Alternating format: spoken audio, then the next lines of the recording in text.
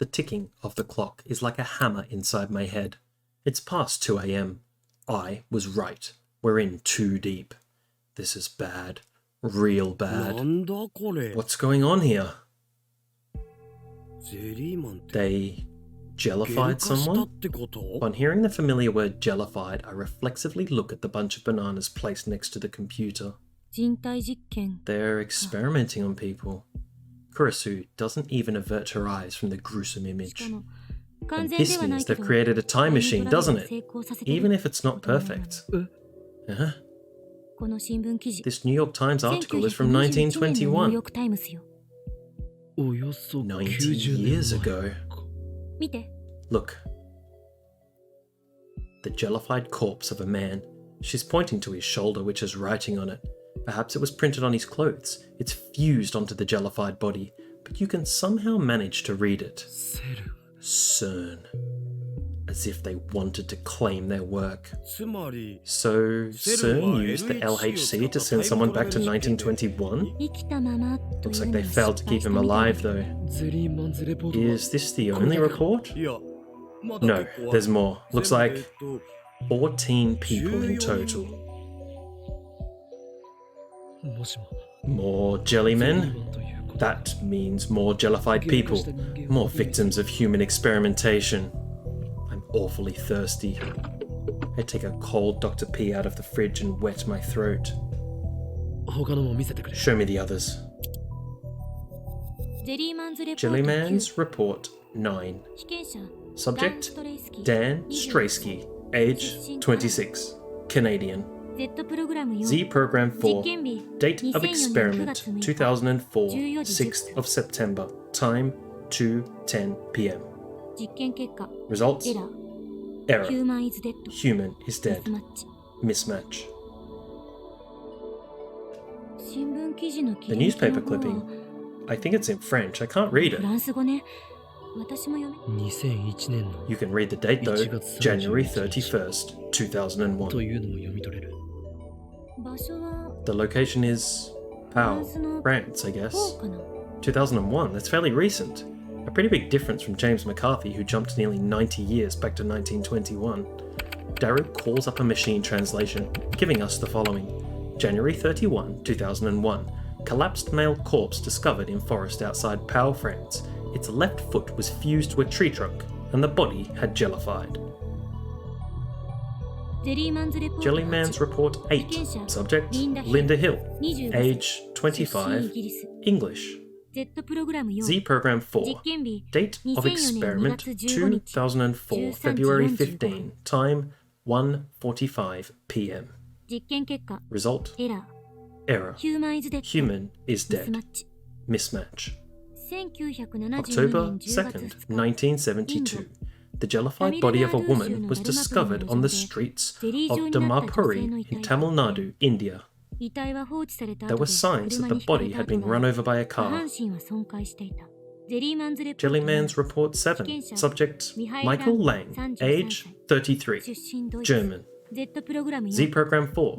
Date of experiment, 2002, 8th of October, 1:28 p.m. Result, error. Human is dead. Mismatch. May 24th, 1936. The corpse of what is believed to be a jellified human was discovered at the base of Mount Hiei in Kyoto. It was in a damaged state, possibly from having slid down the slope. Next page. The picture shows a beach, beautiful but for the jellyfish-like body lying on the sand and the looks of horror on the surrounding locals' faces. It must have washed ashore. Jellyman's Report 6. Subject, Mark Hughes. Age, 30. American. Z Program 4. Date of experiment, 2002, 23rd of August. Time, 1:52 p.m. Result, error. Human is dead. Mismatch. On July 1st, 1985, a strange body washed ashore on the coast of Streymoy, Faroe Islands. It appeared to be the body of an adult male, but its flesh was soft like that of a jellyfish. Some of the island's inhabitants believe it was the body of a merman. The inscription, CERN, was found near the body's shoulder, but CERN denies any involvement. Keep looking. I've seen enough. There are 14 of these people. The sites are spread throughout the world. What can we deduce from this? They must have sent them to those places. I don't think so. It's too random. There was something about Kerr black holes and gravity, right? Isn't that the cause? It is believed that due to infinite compression by supergravity, the subject could not endure passage through the Kerr black hole's singularity. That's what it said. What's a Kerr black hole? Is it different from a regular black hole? It's a theoretical black hole with a rotating singularity. Their existence hasn't been proven yet. Not that there's any way to prove one exists. Kerr black hole. Where have I heard that term before? That's right. John Titor. Titor said his time machine used Kerr black holes. According to Titor, CERN finished their time machine in 2034, and then Titor himself came from 2036. It makes sense for Titor and CERN to be using the same time travel technology. Creating Kerr black holes? That's insane! If you screw up, it could swallow the Earth. And besides, Kerr black holes are just a theoretical construct. If Titor's predictions are a reality, then that means the LHC worst-case scenario video on YouTube was right. I don't know about Titor's predictions, but I've seen the problem video before. It was on the news 2 or 3 years ago. The gravitational forces inside a black hole are unbelievably powerful. It's certainly possible that passing through one could allow time displacement, but there's no way a human could do that and come out alive.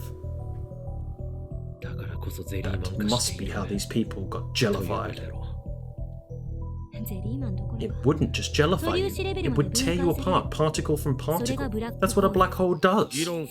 Before we discuss this, shouldn't we look through the rest of their time machine research? Daru's already started pulling up new documents. I'm suddenly afraid. Should I stop him? I'm the one who asked him to do it, but things have gotten serious now.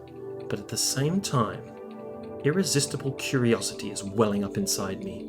Time travel is becoming a reality. I want to know that it's true. I can't stop now. Here we go, there's a file in the Z program that explains time travel theory. That was pretty easy to find. CERN should have better security. Their security's fine, I'm just too good. Daru is my favourite right arm. I thought he was your super hacker. Hacker. So, what does it say, Christina? Can you give me some time to read it? Her earlier reluctance has vanished. In fact, it looks like she's as curious as I am.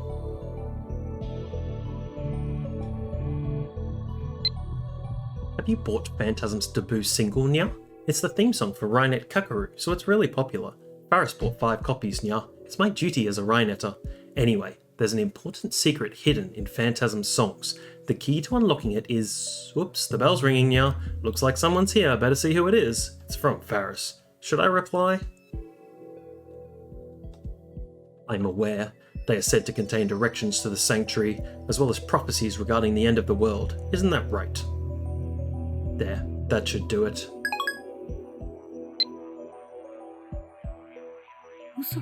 No way. But this is... Is Titor really... What are you muttering about? Tell me what it says. Oh, right. You know, this feels like one big joke. What do you mean? It's almost the same. The same as Titor's theory.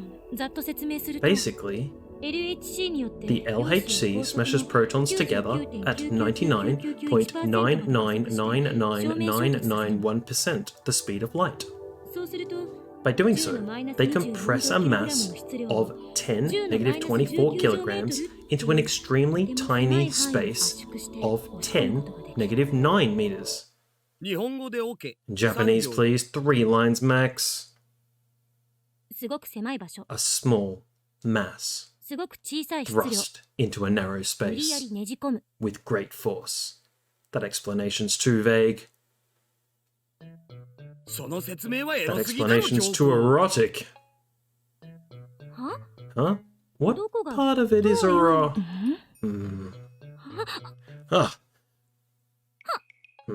Ashita, you pervert. Sounds like you have a pretty good imagination yourself.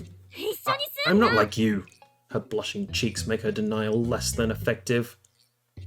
Don't listen to this fool, Christina. Continue. What were we talking about? Thrusting with great force. Proton compression. Right. Successful compression generates a microsingularity, which... A microsingularity? Not a mini black hole?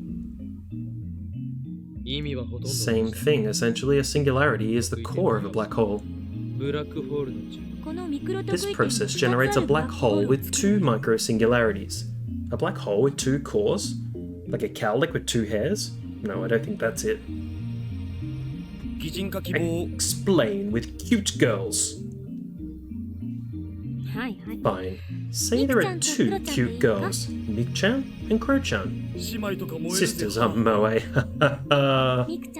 By feeding Mick-chan and Crow-chan electrons, you can make them do whatever you want. Electric shock torture?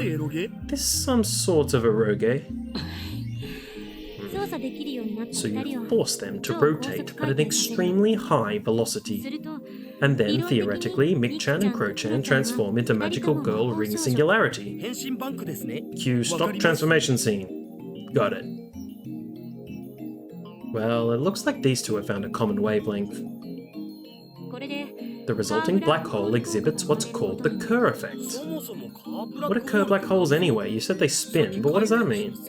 Exactly what it sounds like. But don't black holes usually spin? I mean, there's a whirlpool around the hole, right? The part that looks like it's spinning is just the surrounding matter being sucked into the black hole. A black hole is just a point where extreme mass causes gravitational collapse. Everything falls towards it. Since it's only a point, it doesn't spin. A Kerr black hole has a ring at its center, not a point. Think of it like this. Once transformed into magical girls, Mick-chan and Crow-chan's hearts spin like a ring inside their bodies, which is impossible for normal people. I'll pass on the Guru. Before, you said that such a black hole's existence would be impossible to prove. What did you mean? A black hole has what's called an event horizon. Once you pass the event horizon, time and space switch places. Time and space switch places? Right now, we can move freely through space and into the future, but we can't move even 1 minute into the past. That becomes reversed. On the other side of the event horizon, moving freely through space becomes impossible, while moving freely through time becomes possible. I can't even imagine what that's like. Since unrestricted spatial movement is impossible, you can never escape a black hole. For example, if Okabe jumped into a black hole, time for him would stretch to infinity. Since light cannot escape, human eyes cannot see the other side of the event horizon. Observing a black hole from the outside is impossible, so nothing about the inside can be proven. There is an exception, however. This exception is vital when you use a Kerr black hole for time travel. Get to the point. The Kerr black hole's ring singularity. Since it's spinning, it has angular momentum. Like I said, in Japanese, please. Didn't I already explain how the core spins? Just think of that as having momentum. If you keep giving Mick-chan and Crow-chan electrons, they'll rotate faster and faster. And when the angular momentum exceeds a certain threshold, the event horizon will disappear and the singularity will become a naked singularity. Naked? You mean the magical girl costumes expose a lot of skin, right? When does the anime adaptation air? Naked. You mean it becomes observable? When the event horizon disappears, there's no more reason of time and space to change places, meaning that you can enter a naked singularity without being trapped. And then the existence of the naked singularity allows the principle of causality to be violated and the general theory of relativity to fail. The laws of physics are broken. Can such a thing exist? The negation of the theory of relativity and the principle of causality means serious paradoxes can occur. Didn't Kurusu say that earlier? Nothing in principle stops Kerr black holes from existing. It seems inconsistent, but the math never lies. Since the principle of causality fails, it would be possible to travel to the past by entering a naked singularity. John Titor said the same thing. Which would mean Titor's time machine is using CERN technology. One thing I don't understand is how they inject electrons into the singularity. Look, this is a picture of the LHC, but there's strange equipment installed at the proton collision site. It looks like they call it a lifter, but just what is it? Daru. Have you heard of it?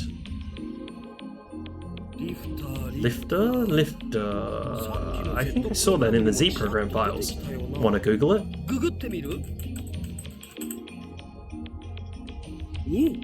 We've got hits. About 422,000 results. That many? I guess it's not a secret. Could this be it? Ionocraft. Ions are charged particles. The meaning matches. We click on a link that says Ionocraft, Lifter. Move to link destination. It takes us to a video. Looks like some dim garage, but it doesn't seem like anything secretive, just a garage like you'd see in the average American home. At the center of the screen is a triangular shape made of some kind of metal. It looks about 10 centimeters high and about 30 centimeters wide. It's connected to some sort of transformer by a thin wire. Looks like some really cheap equipment. That's all there is. Nothing else. After explaining something in some language I don't understand, Russian maybe, the person filming the video slowly turns the power on. And then... it's floating. The silvery triangle floats soundlessly into the air. Then it remains stationary. That's an anti-gravity device. Don't be ridiculous. That would be the breakthrough of the century. It's called an ionocraft, so it probably has something to do with electrodes and charged air. We look up information on the iconocraft lifter. Lots of sites have detailed instructions on how to make lifters, but I don't know how they work since the sites all give conflicting theories. CERN is using this lifter technology. It's a vital component of their time machine. If they can manipulate a microsingularity's mass and gravitational field, then these things really are anti-gravity devices. Well, under those exact conditions, I guess you might not be entirely wrong. Incredible. My curiosity's growing more by the second. But it looks like CERN's having trouble adjusting their lifter. They don't have full control over the microsingularity's gravity, so they can't make a true naked singularity. That must be the reason why the subjects turned into jellymen. Since the singularity is still closed, the subject is crushed by its tremendous gravity.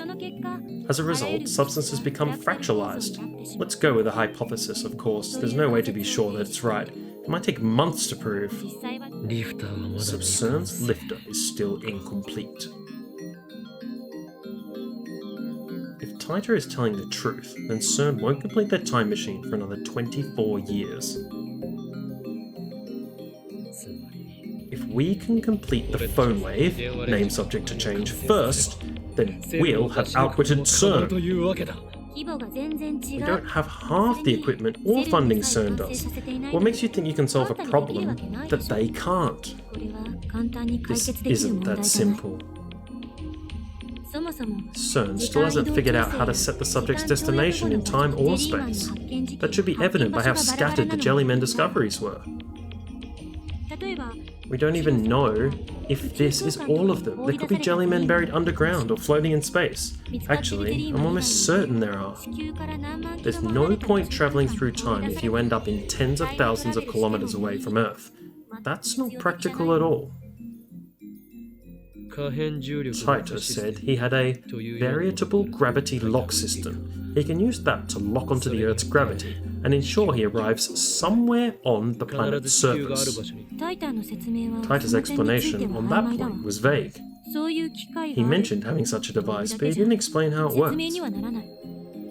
But if you're only moving through time, wouldn't you just arrive in the same location? Of course not. Why not? Because the Earth is always moving. Right, rotation and revolution. The Earth's rotational velocity is about 1,650 kilometers per hour. Its orbital velocity around the Sun is about 114,000 kilometers per hour. Meaning 1 hour ago, we were that far away from where we are now. Oh, when you think about it like that, we're earth-shatteringly fast. And that's not all. The solar system is part of the Milky Way, and the Milky Way spins like a giant whirlpool. There are various theories, but basically the Earth moves about 50 million kilometers a day. How can she roll all those numbers so smoothly off her tongue? I get that she's a genius, but it's hardly common knowledge. Has she been doing research on the topic? We've kind of gotten to a ludicrous scale. By the way, the Milky Way is part of a large cluster of galaxies, which is itself part of an even larger supercluster. And these clusters and superclusters might be moving too. If that's the case, we're moving even more than 50 million kilometers a day. The point is that setting the destination would require insane calculations, even if you only want to travel 1 second into the past. Doing it by hand is impossible. It might take years for a supercomputer to come up with a solution, just to get you to the same location. Then we have no choice. We need to find Taita and borrow his variable gravity system. Great idea. Go for it. I wonder how CERN is dealing with this problem.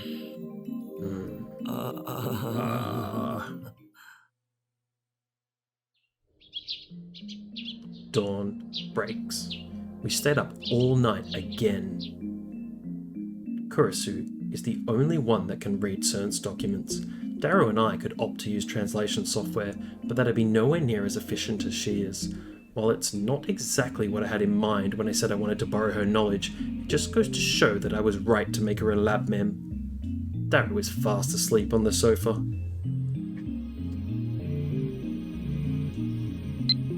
I'm so hungry, I had to skip breakfast again today. I don't have much money on hand. Are there any good places to find insects or weeds around here? I can get by using my survival skills if I have to. It's from Suzuha. Should I reply? You eat insects? Hardcore.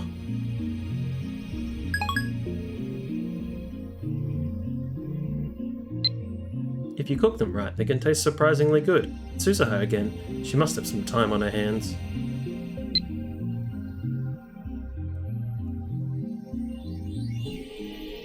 I decide to watch some TV. As always, the news channels are all covering the Radican satellite crash. 5 days have passed since the satellite crash, and with the start of the summer vacation season, crowds are gathering to get a glimpse of the satellite, which still has not been removed. In an interview earlier today, Michael Burns, spokesman from NASA, stated that no satellite had crashed in Japan, and that the crashed object was, in fact, not even a satellite. The satellite is currently under police investigation. No date for removal has been set. Is it really under investigation? This could be another ploy by the organizé.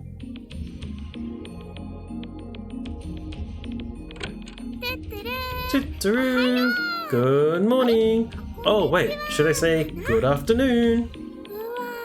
Oh, the air in here is so thick. The three of us probably look pretty haggard since we stayed up all night, but it's hard to put on a bright smile now that I know about CERN.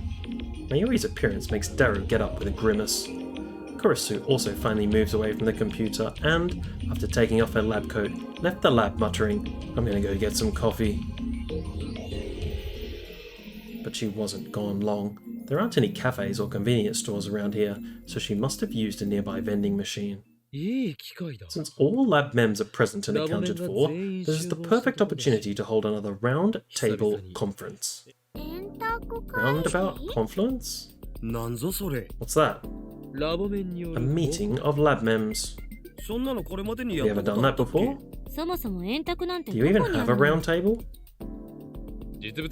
Not physically, however it exists in the hearts of all lab mems. Am I mistaken? Yes, you're mistaken. Don't go sticking things in people's hearts. Is there one in Mayushi too? Of course there is. Oh, that's good. But what's a round table?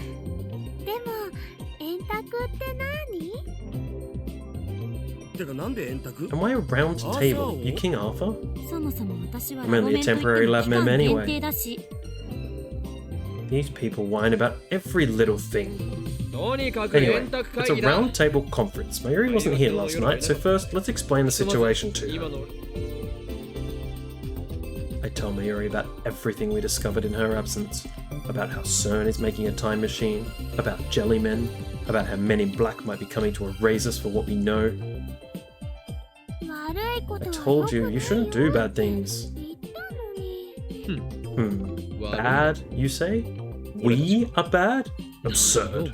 If we're bad, then CERN is even worse. They are satisfied with ruling the world. Now they want to get their hands on space-time itself. I agree. Kurisu is once again wearing her lab coat. It seems she's grown fond of wearing it.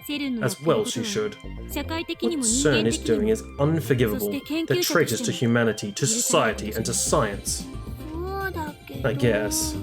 I didn't want to get Mayuri involved, but she's surprisingly perceptive. She'd find out even if we kept it a secret, so it's better to just tell her.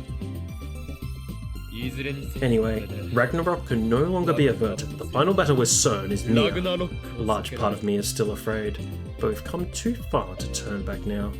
We can't unlearn what we know. Ragnarok? Norse mythology again? Christina! I ordered you to investigate CERN. What have you learned? Don't remember being ordered, but whatever. There are two problems CERN faces with time travel. First is the electron injection device, also known as a lifter.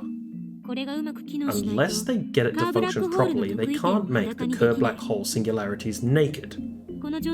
If you send a test subject through the singularity in its current state, the supergravity compresses them to the micro level. Naturally, there's no way to survive. The second problem is that they can't specify a physical destination. They can't choose where they end up after travelling to the past. That's why I'd say the 14 found jellymen were the lucky ones. Over 100 human experiments have been performed since 2001. The remaining 80 or so people ended up somewhere they can't be found. Why can't they be found? Didn't you know, Mayushi? The world is constantly moving. Its rotational speed is 1,500 km per hour, and its orbital speed is 114,000 km per hour. Daru's tone is authoritative, but he's just relaying what he heard from Kurisu last night. CERN has been looking for solutions, but it's not going well. So even CERN is having difficulties. Now then, have you learned anything that could help us complete the phone wave? Name subject to change. Well, suppose you could call LHC the world's largest microwave oven. Of course. In other words, the phone wave, name subject to change, is a miniature LHC. You might be onto something there. However, there are too many things we don't know about the phone wave. Why do the same phenomena that occur in certain